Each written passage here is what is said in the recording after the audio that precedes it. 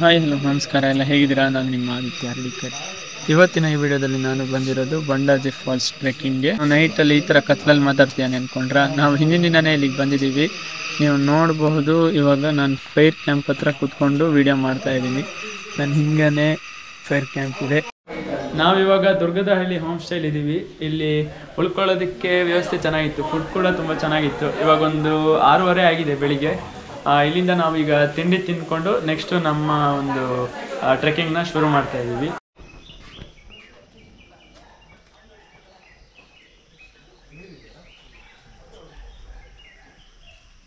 Guys ಅಲ್ಲಿ ನೋಡಿ, ಅಲ್ಲೊಬ್ಬಂದು ತೋರಿಸ್ತೀನಿ. ಅಲ್ಲೊಂದು ಹುಲಿ ಇದೆ, ಬಂದು ನೋಡಿದ್ರೆ ಹಂದಿ ಸರ್. ಅದು ಆನೆ ಮರಿ ಸೋತಾಗಿದೆ ಅಂತ ಮೀಡಿಯಾದವರೆಲ್ಲ ಬಂದಿದ್ರು. ಬಂದು ನೋಡ್ರಿ ಹಂದಿ.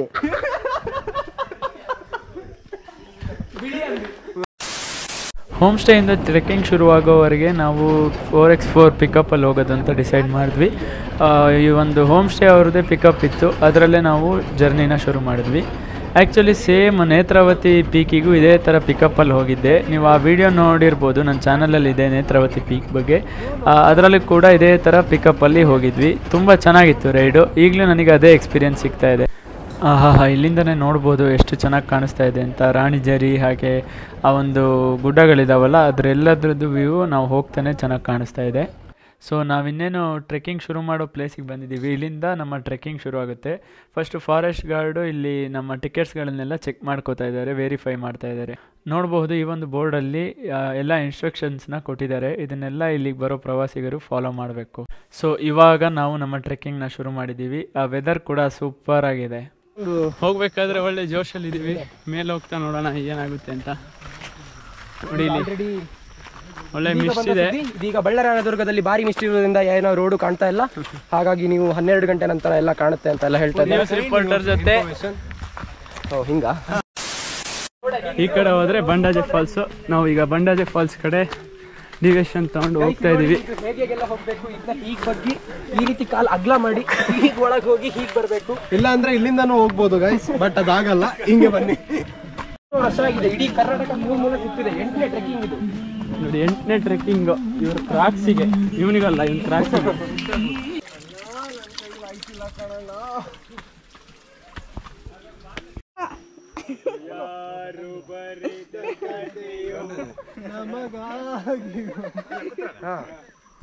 ಒಂದು ಸ್ವಲ್ಪ ಹೊತ್ತು, ಒಂದು 10 ನಿಮಿಷ ನಡೆಯೋಕ್ಕೂ ಈ ಥರ ವೆದರ್ ಸಿಕ್ತು. ಆಚೆ ಈಚೆ ಎಲ್ಲ ಕಾಡು, ಫುಲ್ಲು ಮಿಸ್ಟು. ಸಖತ್ತಾಗಿತ್ತು ಮಾತ್ರ ವೆದರು. ಸಖತ್ತಾಗಿದೆ ಮಾತ್ರ, ಒಳ್ಳೆ ವ್ಯೂ. ಕಾಡು ಮಧ್ಯೆ ಹೋಗ್ತಾ ಇದ್ದೀವಿ, ಅದು ಕೂಡ ಒಳ್ಳೆ ಸಾಂಗ್ ಹಾಕ್ಕೊಂಡು. ಸಖತ್ತಾಗಿ ಆಚೆ ಈಚೆ ಮಿಸ್ಟ್ ಕೂಡ ಇದೆ. ಟ್ರೆಕ್ಕಿಂಗಿಗೆ ಮಾತ್ರ ಹೇಳಿ ಮಾಡಿಸಿದ್ದು ವೆದರ್ ಇದೆ.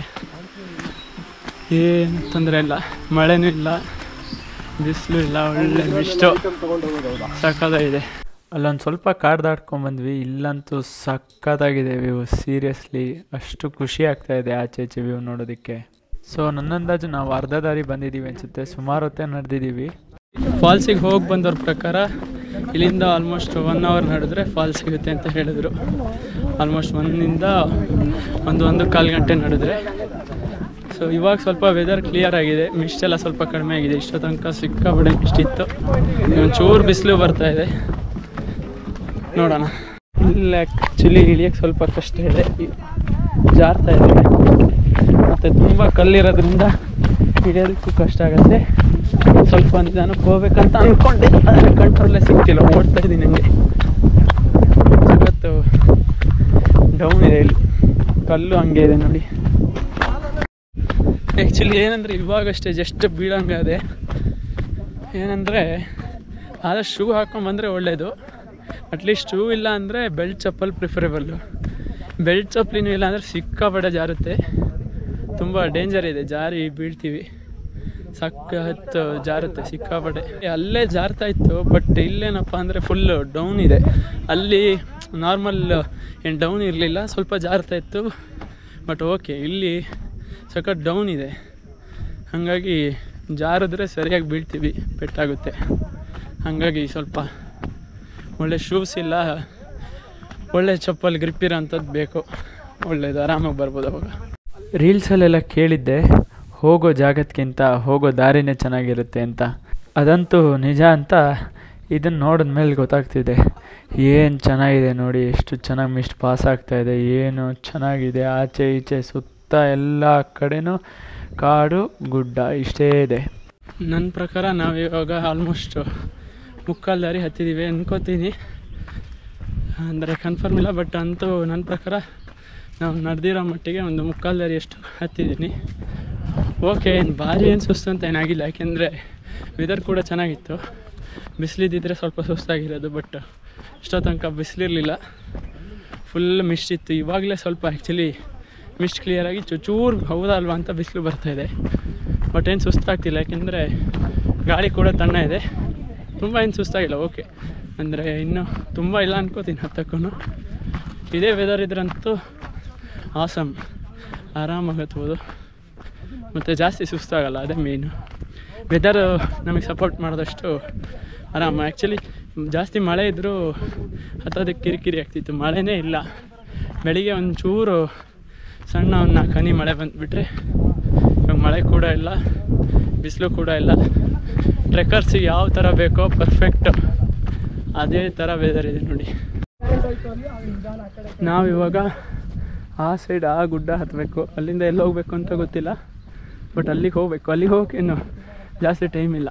ಹಿಂಗೆ ಹತ್ಬಿಟ್ಟು ಅಲ್ಲೇ ಹಿಂಗೆ ಮೇಲೆ ಹತ್ಬಿಟ್ರೆ ಆ ಗುಡ್ಡ ಬರುತ್ತೆ. ಇದೇನೆಂದರೆ ಒಂದಾದ್ಮೇಲೆ ಒಂದು ಪೀಕ್ ಇದೆ, ಹತ್ಕೊಂಡು ಹೋಗ್ತಾಯಿದ್ರೆ ಆಯಿತು. ಈಗ ಆ್ಯಕ್ಚುಲಿ ನಾವು ಹೋಗ್ತಾ ಇರೋ ರೂಟ್ ಇಷ್ಟು ಏನು ಭಾರಿ ಏನು ಕಷ್ಟ ಇಲ್ಲ, ಆರಾಮಾಗಿದೆ. ಅಂದರೆ ಫ್ಲ್ಯಾಟಾಗಿದೆ, ತುಂಬ ಅಪ್ ಡೌನ್ ಇಲ್ಲ. ಓಕೆ, ಅವಾಗಿನಕ್ಕಿಂತ ಎಷ್ಟೋ ಚೆನ್ನಾಗಿದೆ. ಅವಾಗ ಒಂದು ಸ್ವಲ್ಪ ಡೌನು ಇಳಿಯೋದಕ್ಕೆ ಕಷ್ಟ ಆಗ್ತಿತ್ತು. ಆ್ಯಕ್ಚುಲಿ ಈ ಥರ ಸ್ವಲ್ಪ ಅಪ್ಪಿದ್ರೇ ಆರಾಮ ಹತ್ತೋದು, ಇಳಿಯೋದಕ್ಕೆ ಕಷ್ಟ, ಯಾಕೆಂದರೆ ಜಾರುತ್ತೆ ಮತ್ತು ಸ್ವಲ್ಪ ಕಷ್ಟ, ಕಾಲೆಲ್ಲ ನೋವು ಬರುತ್ತೆ. ಬಟ್ ಹತ್ತಕ್ಕಿದ್ರೇ ಈಸಿ. ಸೊ ನೋಡೋಣ. ಮಿಸ್ಟು ಫುಲ್ ಹೋಗಿತ್ತು, ಇಷ್ಟೋ ತನಕ ಮಿಸ್ಟ್ ಇರಲಿಲ್ಲ ಆ್ಯಕ್ಚುಲಿ.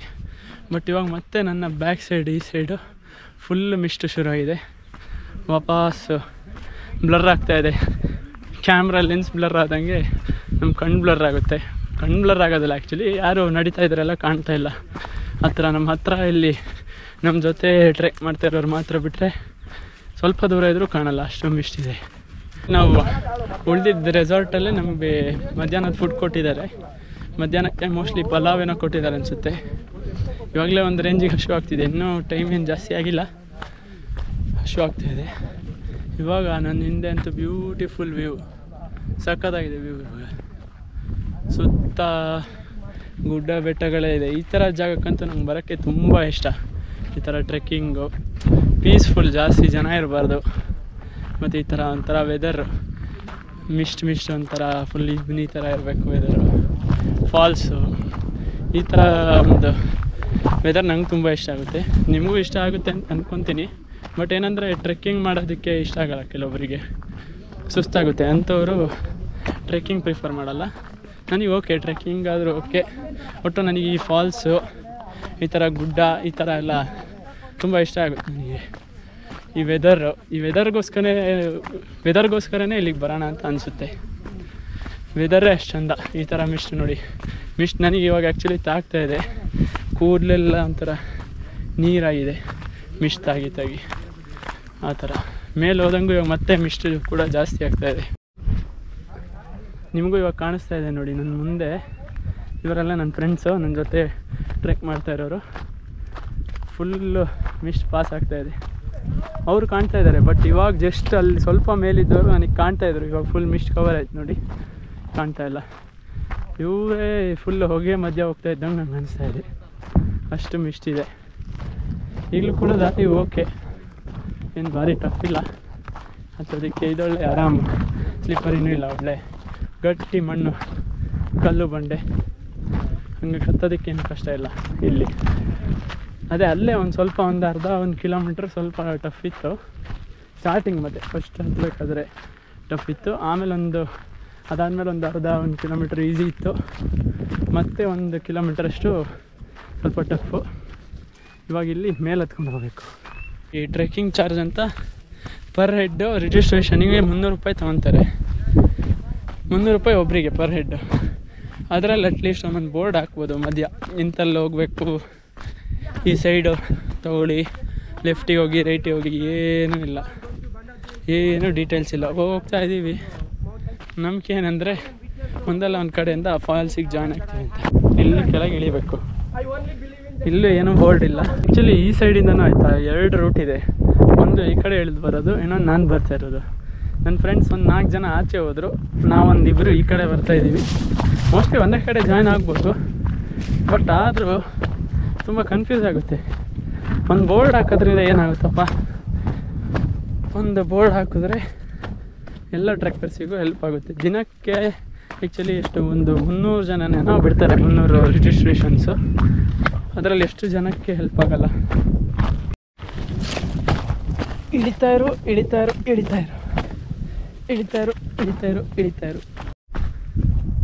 ನನಗೆ ಇಷ್ಟೋ ತನಕ ಅಷ್ಟೇನು ಕಾಲು ನೋವ್ತಾ ಇರಲಿಲ್ಲ, ಇವಾಗ ಒಂಚೂರು ನೋವ್ತಾ ಇದೆ. ಬಟ್ ಓಕೆ, ಅಂದರೆ ಮೇಂಟೈನ್ ಮಾಡ್ಬೋದು.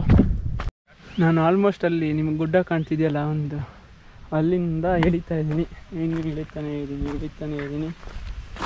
ಸಿಕ್ಕಾಪಟ್ಟೆ ಬಂಡೆ, ಇಳಿಯೋದಕ್ಕೆ ಟೈಮ್ ಬೇಕಂದರೆ ಪಟ ಇಳಿಯೋಕ್ಕಲ್ಲ. ಮಣ್ಣಿದ್ರು ಇದಕ್ಕಿಂತ ಸ್ವಲ್ಪ ಫಾಸ್ಟ್ ಇಳಿಬೋದೇನೋ. ಬಂಡೆ, ಆಮೇಲೆ ಕಾಲು ನೋವು ಶುರು ಆಯಿತು. ಇಳಿದು ಕಾಲು ಸ್ವಲ್ಪ ನೋವು ಶುರು ಆಯಿತು. ಹಾಗಾಗಿ ಪಟ ಅಂತ ಇಳ್ಕೊಂಡು ಹೋಗೋಕ್ಕಾಗಲ್ಲ. ಬಟ್ ಓಕೆ, ಇವಾಗಂತೂ ಜೋರಾಗಿ ಸೌಂಡ್ ಕೇಳ್ತಾ ಇದೆ ಫಾಲ್ಸಿಂದ. ಫಾಲ್ಸ್ ಅಂದರೆ ಇಲ್ಲಿಂದ ನೀರು ಹೋಗ್ತಾ ಇರೋದು. ಮೋಸ್ಟ್ಲಿ ತುಂಬ ಫೋರ್ಸಲ್ಲಿದೆ ಅನಿಸುತ್ತೆ ನೀರು. ಇವತ್ತು ಮಳೆನೂ ಇತ್ತಲ್ಲ, ಒಂದು 2-3 ದಿನ ನಾವು ಬರೋ ಮೊದಲು ಮಳೆ ಜೋರಿತ್ತು. ನಾವು ಬಂದಿರೋ ದಿನ, ಹಿಂದಿನ ದಿನ ಮಳೆ ಇಲ್ಲ ಅಷ್ಟೇ. ಫೈನಲಿ ನೀರು ಹೋಗೋ ಅಲ್ಲಿಗೆ ಬಂದಿದ್ದೀವಿ. ಇಲ್ಲೇ ಒಂಚೂರು ಕೆಳಗೆ ಹೋಗ್ಬಿಟ್ರೆ ನಮ್ಮ final destination Bandaje falls. So ನಮ್ಮ ಫೈನಲ್ ಡೆಸ್ಟಿನೇಷನ್ ಬಂಡಾಜೆಗೆ ಬರಬೇಕಾದ್ರೆ ಸ್ಥಿತಿ ಹಿಂಗಾಗಿದೆ. ಆ್ಯಕ್ಚುಲಿ ಆ ಪಾಯಿಂಟಿಗೆ ಹೋಗ್ಬೇಕು ನಾನು, ಬಟ್ ಫುಲ್ ಜನ ಇದ್ದಾರೆ.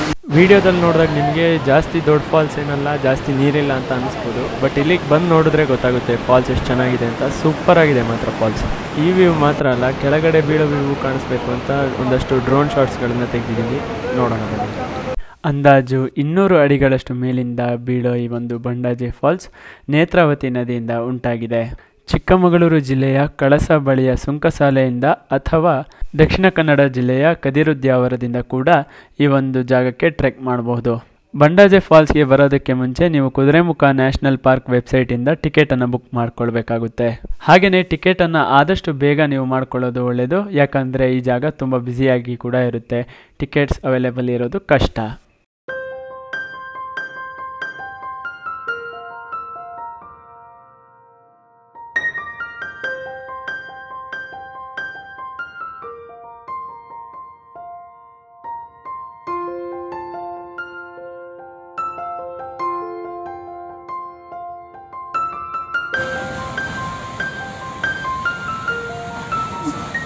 ಇಲ್ಲೇ ಕೂತ್ಕೊಂಡು ಆರಾಮಾಗಿ ಊಟ ಮಾಡಿಕೊಂಡು ಆ ನಂತರ ನಾವು ವಾಪಸ್ ಹೋದ್ವಿ.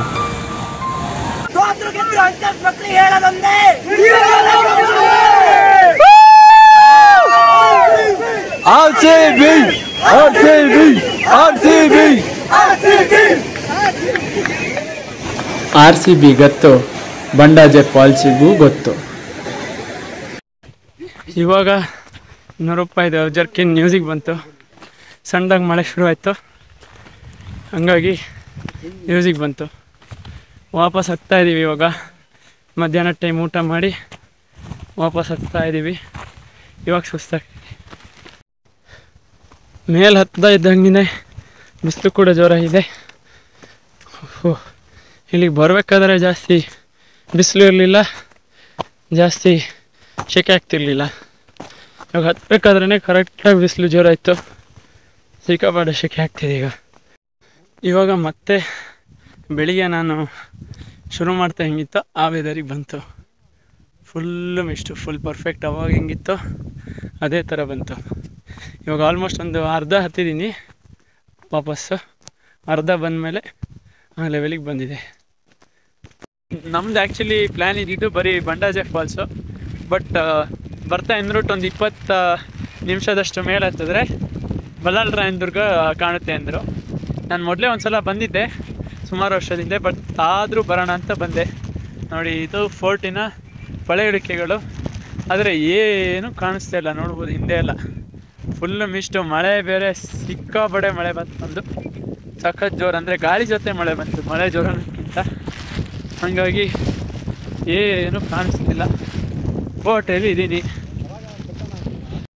ನೋಡಿ, ಇಲ್ಲಿ ಕಟ್ಟೆ ಎಲ್ಲ ಕಾಣಿಸುತ್ತೆ, ಅವ್ರದ್ದು ವಾಚ್ ಟವರು ಕಟ್ಟೆ ಎಲ್ಲ ಕಾಣುತ್ತೆ, ಬಿಟ್ರೆ ಏನು ಕಾಣಿಸ್ತಿಲ್ಲ, ಬರೀ ಮಿಸ್ಟ್.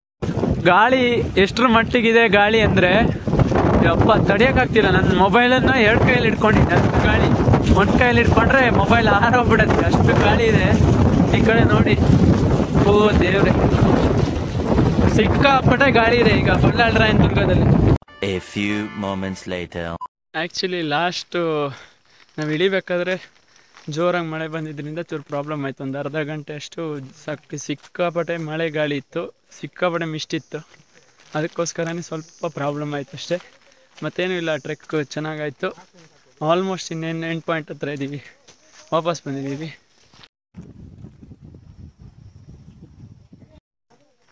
ಸೊ ನಾವಿವಾಗ ನಮ್ಮ ಟ್ರೆಕ್ನ ಕಂಪ್ಲೀಟ್ ಮಾಡಿದ್ದೀವಿ ಸಕ್ಸಸ್ಫುಲ್ಲಾಗಿ.